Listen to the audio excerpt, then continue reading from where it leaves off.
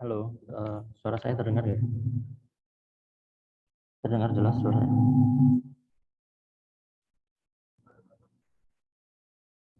Tes.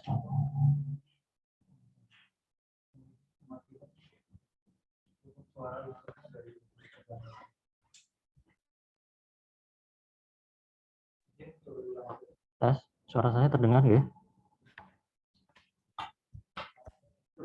Kecil ya? Tes, sudah dengar suara saya?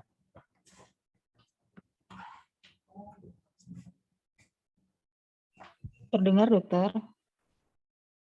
Terdengar jelas nggih? Nggih, dokter, terdengar, dok.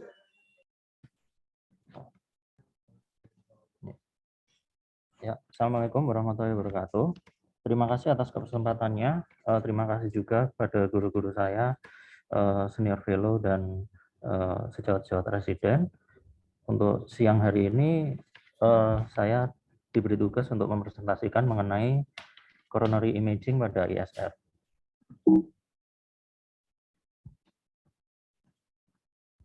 Sebagai pendahuluan bahwa instant restenosis masih menjadi masalah akibat stent failure.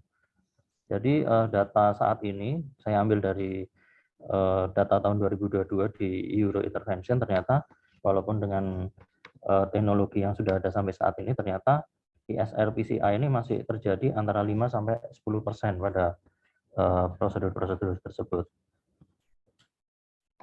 Nah, sekarang sedikit flashback ke awal, bahwa pada awalnya tujuan dari angioplasti ini adalah kita ingin mengobati iskemia. Tetapi dalam perjalanannya ternyata ada akibat dari angioplasti tersebut, yaitu adanya respon patologis terhadap manipulasi vaskuler dan respon dari baru trauma, sehingga terjadi disfungsi endostel dan mengakibatkan vessel closure atau restenosis. Dan dalam sejarahnya, stent adalah salah satu upaya untuk mengurangi kejadian tersebut dan memperbaiki iskemia juga tentunya. Tetapi stent pun ternyata juga tidak sempurna dalam mengurangi rate restenosis akibat balon angioplasti, sehingga berbagai usaha dilakukan dengan yang teknologi yang sekarang ini melapisi obat pada stent tersebut. Walaupun desain dan teknologi semakin berkembang, ternyata masih juga didapatkan kejadian restenosis. Nah, bagaimana restenosis itu bisa terjadi? Ternyata pada saat implantasi stent, ternyata itu sudah menyebabkan endothelial injury, dan dalam fase kronik akan terjadi proses healing atau juga bisa terjadi proses patologis berupa neointimal hiperplasi yang apabila dalam perjalanannya makin lama akan makin menebal dan menyebabkan restenosis. Berbeda antara balon angioplasti, BMS, dan DES, di mana balon angioplasti lebih cepat terjadi neointimal hiperplasi. Sedangkan dengan BMS, proses tersebut ternyata bisa dihambat, tetapi itu tidak selamanya. Ternyata dalam waktu 6-12 bulan masih terjadi intimal hiperplasi. Sedangkan dengan DES, karena dilapisi obat dengan obat antiproliferatif, maka terjadi delayed endothelialisasi. Sehingga pada pasien-pasien yang dipasang dengan DES lebih sedikit yang mengalami neointimal hiperplasi.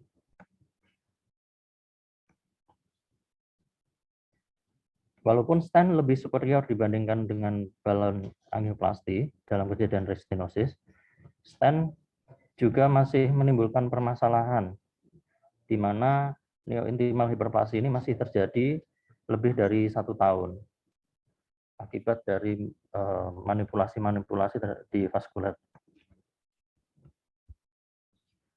Berikut adalah ilustrasi dari patomekanisme restenosis, di mana terjadi akut recoil akibat baru trauma, sehingga terjadi endothel injury, agregasi platelet, terjadinya suatu inflamasi, dan adanya infiltrasi dari sel-sel inflamatori, dan terjadi release of growth factor, dan terjadi modulasi dari smooth cell muscle, dan terjadi proliferasi juga.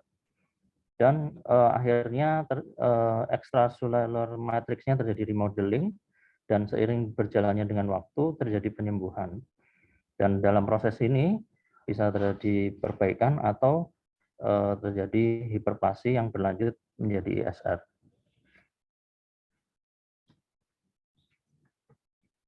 Sedangkan secara klasik definisi dan klasifikasi ISR itu bisa kita definisikan dari angiografi dan secara klinis. Secara angiografi kita sebut di ISR apabila terjadi stenosis lebih sama dengan 50% dan dapat diklasifikasikan menjadi lesi yang vokal atau lesi yang diffuse. Lesi yang vokal itu tipenya tipe 1, lesi yang diffuse itu bisa ada tipe 2, tipe 3 atau tipe 4. Dan secara klinis apabila definisi-definisi dari angiografi tersebut ditambah dengan bukti objektif, yaitu adanya iskemia, adanya functional test yang signifikan yang menyebabkan iskemia, dan adanya luminal area yang kurang dari 4 mili, dan itu semua adalah bukti-bukti klinis dari restenosis.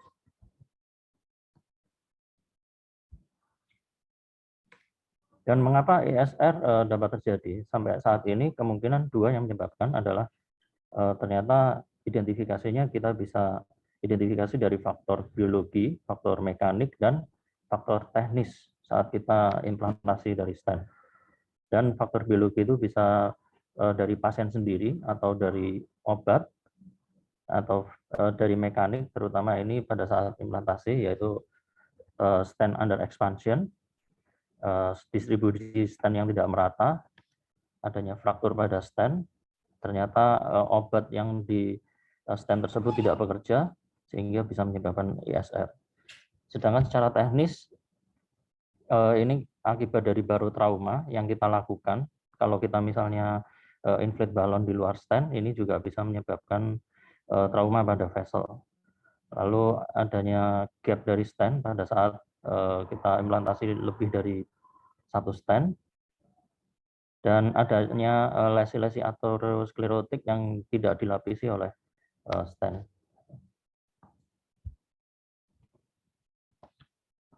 Dan pada faktor-faktor yang dipengaruhi oleh pasien, contohnya kondisi klinis pasien, adanya dengan pasien dengan DM, ya, itu juga mempengaruhi angka kejadian restenosis. Sebenarnya tujuan dari presentasi ini adalah bagaimana kita pada akhirnya manajemen dari tata laksana dari instant restenosis, sehingga oleh karena itu definisi dan identifikasi itu sangat penting untuk manajemen ISR.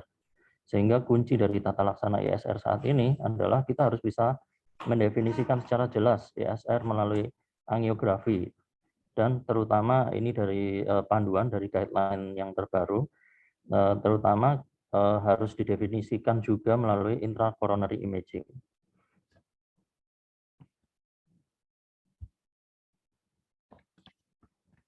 Ini adalah klasifikasi ISR menurut Mehvan yang kita semua sudah tahu, di mana secara historis ini mungkin tidak relevan lagi digunakan.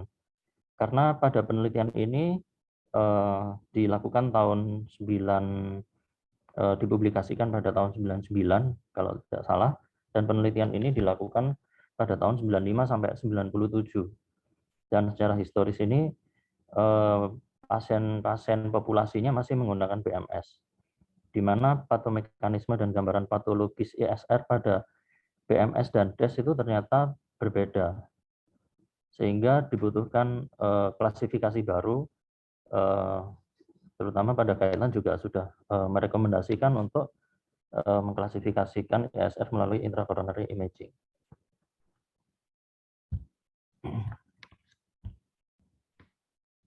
Dan berikut perbedaan ISR pada BMS versus DES, di mana perbedaan penting secara histopatologis adalah pada BMS lebih sering didapatkan neointimal hiperplasi, sedangkan pada DES lebih sering didapatkan neoaterosklerosis.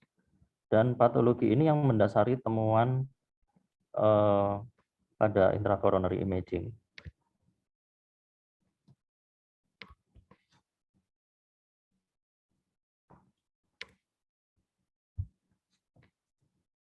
Hal tersebut juga telah didokumentasikan pada berbagai registri, dan tabel ini menunjukkan beberapa registri studi besar pada ESR, di mana ternyata memang neointimal hiperplasi ini lebih jarang terjadi dibandingkan dengan neoaterosklerosis pada DAS.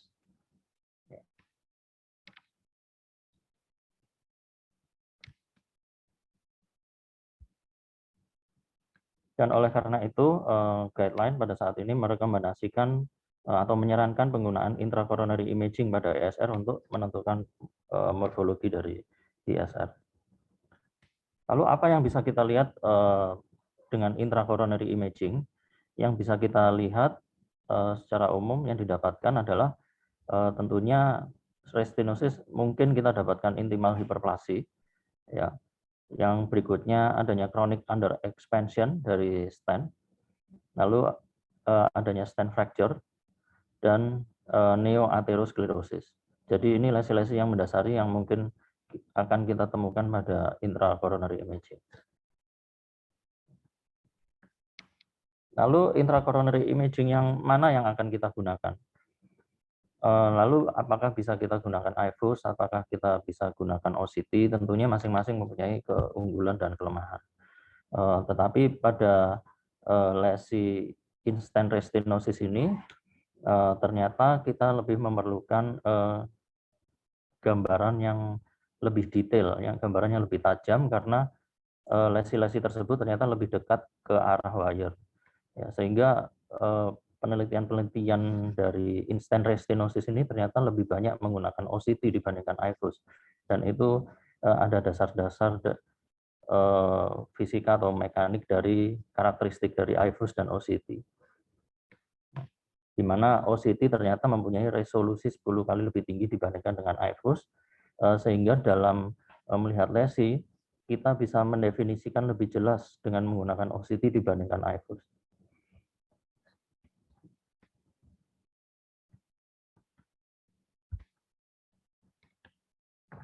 Jadi ini adalah contoh gambaran intimal hiperplasi pada OCT dan iFuse.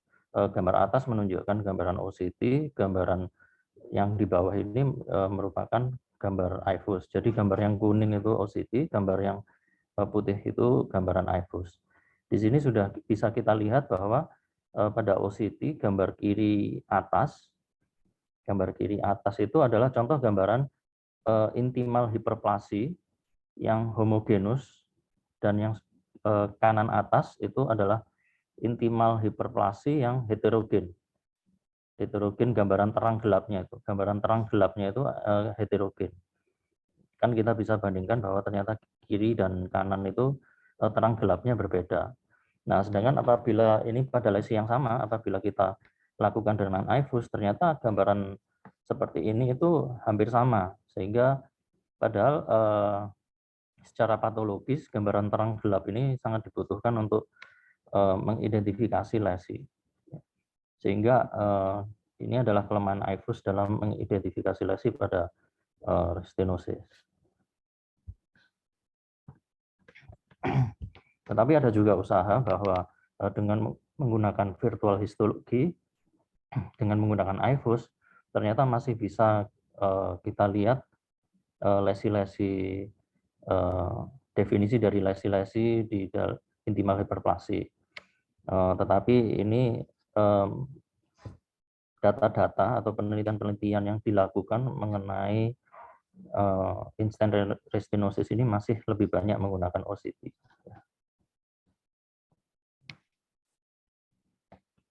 Jadi neoaterosklerosis pada DAS dengan OCT dapat tampak jelas di mana gambar ini didapatkan suatu proses rupture plaque pada intrastent.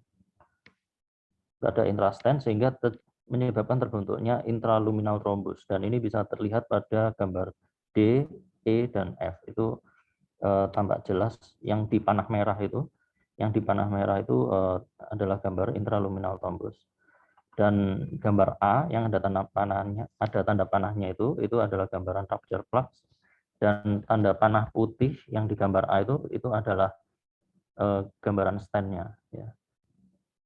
Di mana kita bisa lihat bahwa antara tanda gambar putih dan ke merah ini adalah bentukan intimal hiperplasi. Apabila gambarnya sudah tampak heterogen seperti ini, maka ini sudah terjadi suatu proses neoaterosklerosis. Dan apabila thin cap ya, apabila capnya itu tipis dan sehingga terjadi rupture plaque dan menyebabkan ACS pada pasien-pasien yang sudah lesi-lesi yang sudah dilakukan stent.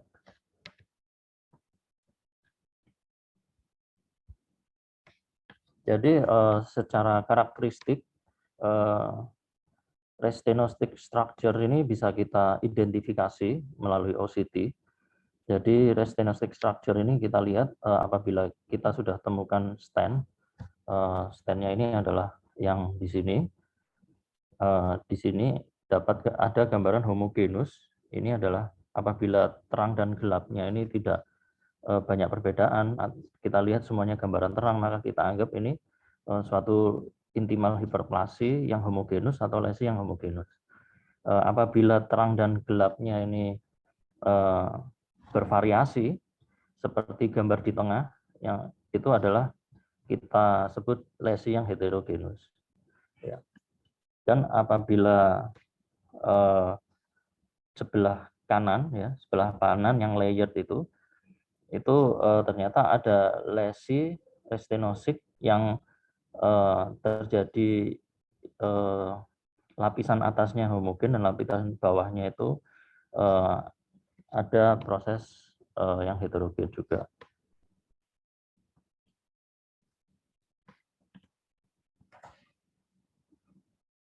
Lalu bisa kita identifikasi juga bahwa tisu backscatter atau gambaran dari OCT ini kita bisa lihat terang gelapnya, ya. Dan yang berikutnya bisa kita lihat juga apakah ada microvessel di dalam intima tersebut. Ini dari OCT bisa terlihat, tetapi apabila kita gunakan iFuse, microvessel ini tidak tampak.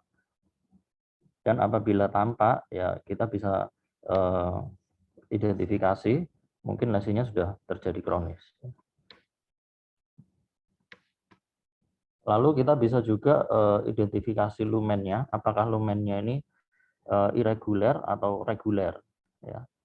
Ya, reguler berarti dinding intimanya dindingnya tipis, dindingnya halus, sedangkan yang irregular dindingnya kasar, tampak kasar.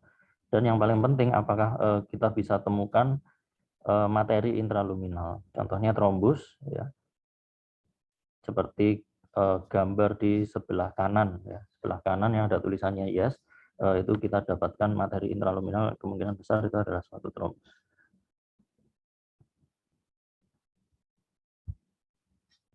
Dan dapat disimpulkan bahwa ISR pada intracoronary imaging secara besar dapat tampak sebagai neointimal hiperplasi, neoaterosklerosis, atau masalah pada stent. Dan gambaran ini bisa kita definisikan jelas melalui intracoronary imaging.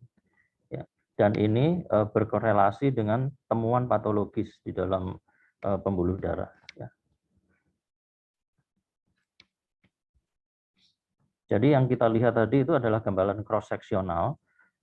Lalu kita bisa lihat juga gambaran secara longitudinal. Dan secara longitudinal apabila kita ingin mendeskripsikan ada tidaknya suatu stent fracture, maka kita bisa lihat gambaran OCT secara longitudinal. Yang di panah biru ada gambar bintang itu adalah gambaran dari stent fracture yang didapatkan secara longitudinal.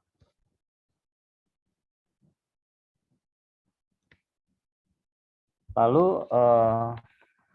setelah kita tahu bahwa ternyata ada hal-hal yang harus kita ketahui pada instant restenosis, ternyata klasifikasi Mehran ini menjadi tidak relevan ya pada saat ini karena banyak data yang banyak informasi baru yang sudah kita kumpulkan. Ternyata Waxman ini mengklasifikasikan instant restenosis ini menjadi beberapa definisi lagi dan tujuannya adalah untuk guide terapi ya, dan bisa diklasifikasikan menjadi tipe 1, tipe 2, tipe 3, tipe 4 dan tipe 5, di mana tipe 1 didefinisikan ternyata problemnya akibat dari stent under expansion atau tipe 1A. Dan itu berakibat tata laksana yang berbeda. Dan tipe 2 ternyata masalahnya kita lihat adanya faktor-faktor biologik, di sana lesinya bisa kita temukan atau tidak kita temukan suatu hiperplasi intima neoatherosclerosis atau lesi neoatherosclerosis yang terklasifikasi kita bisa klasifikasikan lagi, atau mixed pattern itu tipe 3. Bisa juga proses tersebut berlanjut menjadi chronic total occlusion. Ya. Jadi sebagai summary, ISR masih menjadi masalah walaupun kita sudah menggunakan DES, terutama di era DES ini. Ternyata walaupun menggunakan DES generasi kedua pun rate restenosis ini masih di antara sekitar 3%-an. Dan ternyata faktor-faktor biologi, faktor mekanik, dan faktor teknikal ini adalah faktor-faktor yang penting untuk bisa memprediksi ISR. Dan intracoronary imaging ini ternyata bisa mendefinisikan dari patologi-patologi lesi tersebut, sehingga tujuannya adalah kita bisa memberikan tata laksana yang lebih baik pada pasien-pasien dengan ISR. Terima kasih atas kesempatannya. Mungkin waktu dan tempat saya kembalikan ke pembawa acara.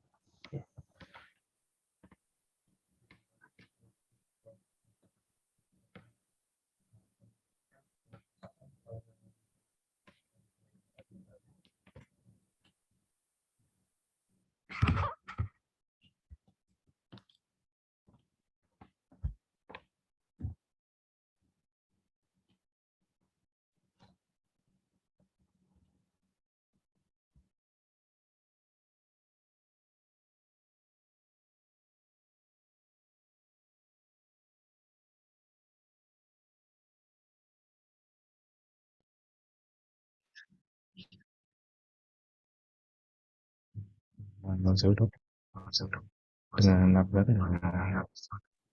sket dan bertanya dok.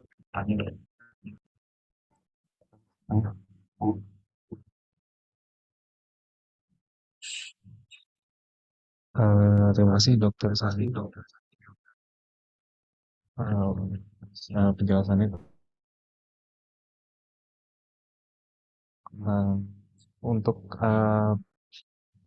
pasien-pasien yang sudah diimplantasikan DES generasi 1 dan generasi 2 dok, itu kira-kira apakah ada perbedaan gambar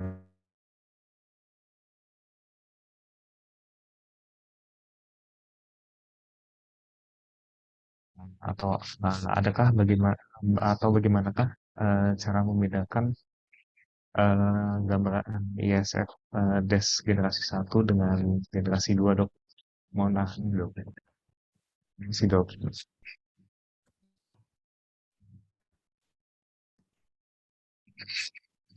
Ya, terima kasih atas pertanyaannya. Saya akan mencoba menjawab bahwa dari literatur yang saya baca, ternyata tidak ada perbedaan antara DES generasi 1 atau DES generasi 2 dari jenis patologi dari ISR yang terjadi. Ternyata kalau dari literatur, perbedaan antara DES generasi 1 dan generasi 2 itu perbedaannya hanya rate dari restenosis. Jadi risiko terjadinya restenosis pada DES generasi 1 mungkin sekitar 5%-an, sedangkan DES generasi 2 hanya memperbaiki angka rate restenosis, yaitu sekitar 3% pada DES generasi 2. Tetapi secara patologi, intracoronary imaging yang kita dapatkan antara DES generasi 1 dan 2, terutama yang terbanyak adalah neoatherosclerosis, itu lebih banyak kita temukan pada DES. Berbeda apabila kita bandingkan dengan BMS. Dan pada lesi-lesi BMS, gambaran patologis yang lebih sering kita temukan adalah gambaran intimal hiperplasi. Terima kasih, mungkin itu yang bisa saya sampaikan.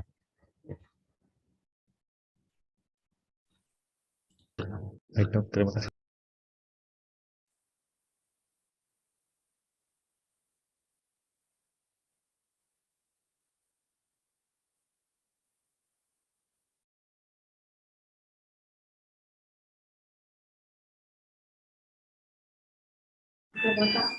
Dan saya dokter dengan Yusrina, dokter izin bertanya dok.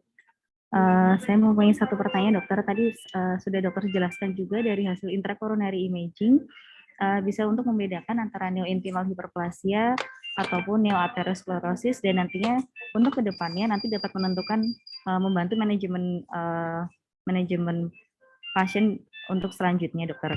Namun jika hanya dari angiografi saja tanpa adanya bantuan dari intracoronary imaging, apakah kira-kira dapat memberikan perbedaan tata laksana pada pasien dengan ISR, dokter? Terima kasih. Ya, terima kasih Dr. Yusrina atas pertanyaannya.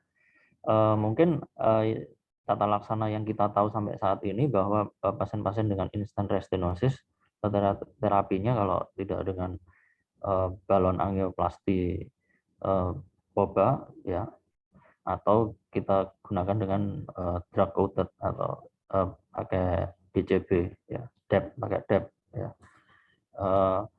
Apabila kita gunakan klasifikasi yang lama, mungkin terbanyak adalah tata laksana menggunakan itu. Tetapi dengan klasifikasi Waxman ini ternyata ada banyak cara untuk mengobati instant restenosis. Tetapi apabila saya telaah dari klasifikasi Waxman ini, ternyata terbanyak memang masih bahkan dengan menggunakan POBA maupun DEP ini masih bisa diaplikasikan dari berbagai jenis lesi patologis yang didapatkan di intracoronary imaging. Jadi mungkin ada tata laksana yang lebih spesifik, tetapi mohon maaf, mungkin sampai saat ini saya belum baca sampai mendetail bagaimana cara masing-masing perbedaan tata laksana dari instant restenosis selain dari POBA dan DEP tersebut.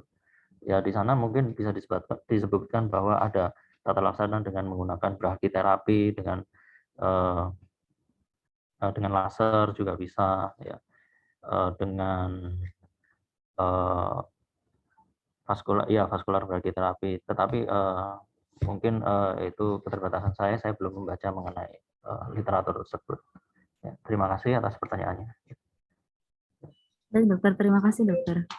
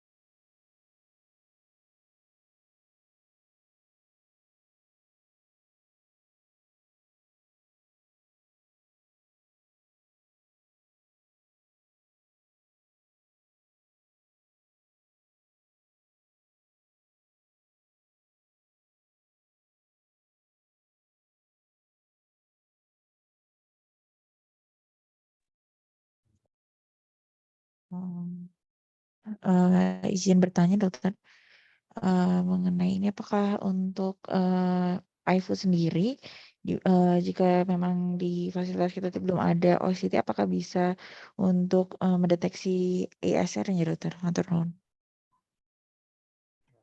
Terima kasih atas pertanyaannya.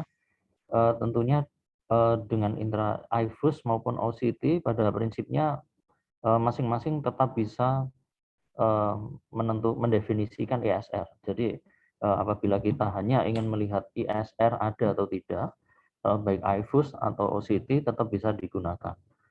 Tetapi perbedaan utamanya antara IFUS dan OCT ternyata OCT itu bisa melihat secara jelas lesi patologis apa yang terjadi di dalam lesi. Jadi perbedaan utamanya adalah di sana. Sedangkan di IFUS apabila ada kalsifikasi tentunya itu adalah suatu keterbatasan sehingga lesi di balik kalsifikasi itu tidak tampak. Berbeda dengan OCT. Kalau OCT walaupun ada kalsifikasi lesi di baliknya masih tetap dapat dinilai. Ya. Terima kasih. Jadi itu yang mungkin bisa saya sampaikan. Baik, terima kasih dokter.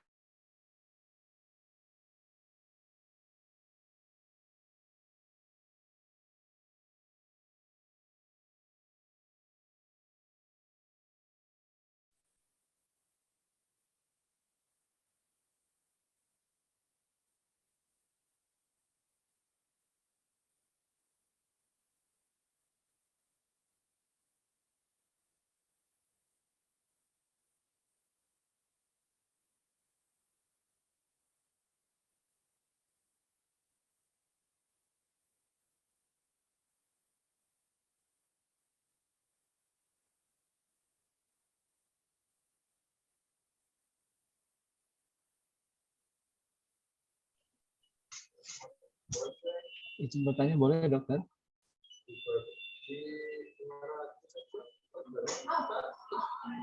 Dokter Haris, dipersilakan dok bila ingin ada pertanyaan dok. Ya. Terima kasih Sekom untuk waktunya. Selamat untuk Dr. Sane atas maju ilmiahnya dok.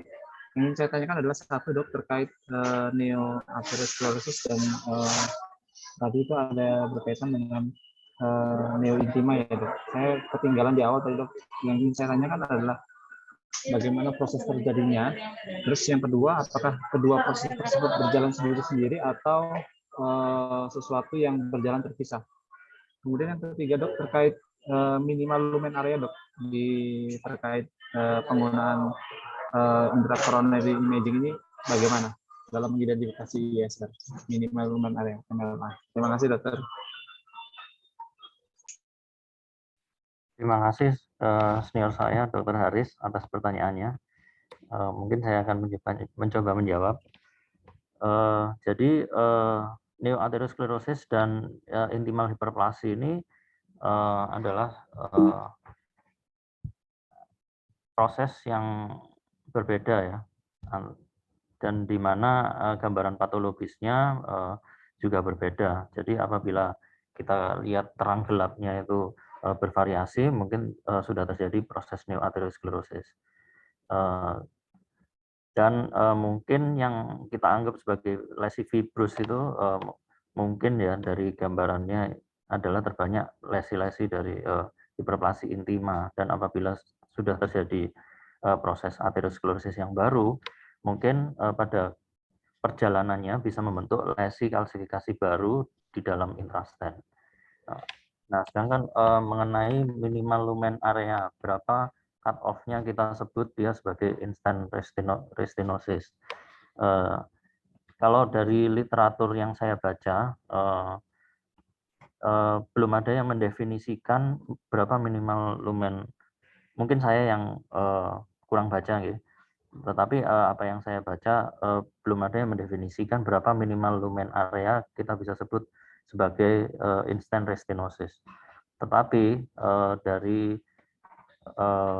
opini saya, kita bisa mendefinisikan instant restenosis berdasarkan dari gambaran klasik dari angiografi. Apabila kita dapatkan lesi stenosis lebih dari sama dengan 50%, mungkin kita sudah bisa sebut sebagai instant restenosis.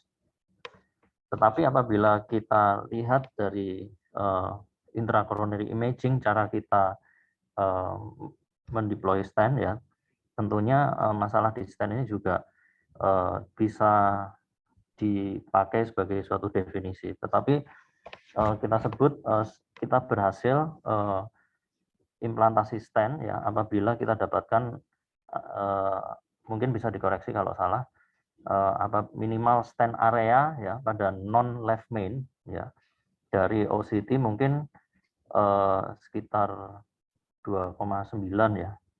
Kalau IFUS mungkin sekitar 1,9. Tetapi dari left main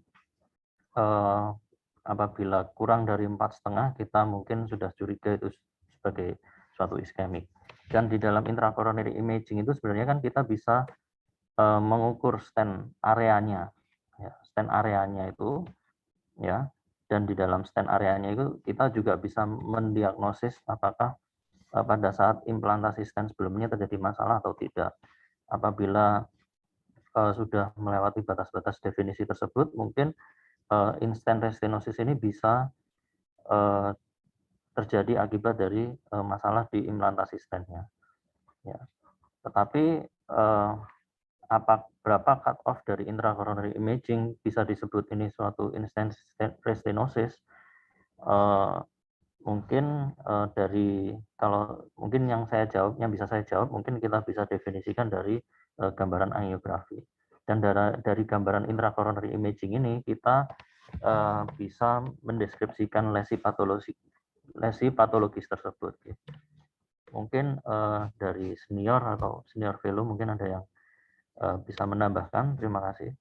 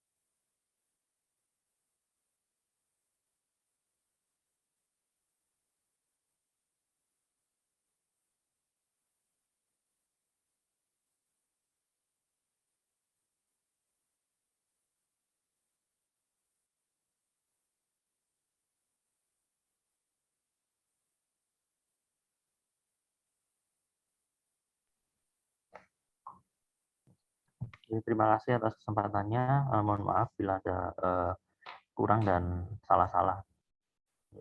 Terima kasih. Assalamualaikum.